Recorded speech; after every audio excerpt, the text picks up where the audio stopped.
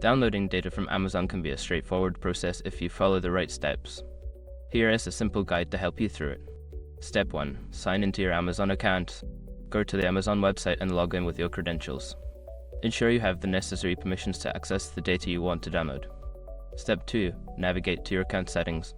Once logged in, hover over Accounts and Lists at the top right corner of the page. Click on your account from the drop-down menu to access your account settings. Step 3. Find the data you want to download. Look for the section related to the data you wish to download. This could be your order history, account activity, or other personal data. Click on the relevant link to view your data. Step 4. Request data download. In the appropriate section, look for an option that says Download Data or Request Data. Follow the prompts to specify what data you want and confirm your request. Step 5. Check your email for the download link. After requesting the data, check your email for a confirmation message from Amazon. This email will contain a link to download your data once it is ready. Following these steps will help you successfully download your data from Amazon. If you encounter any issues, consider checking Amazon's help section for further assistance.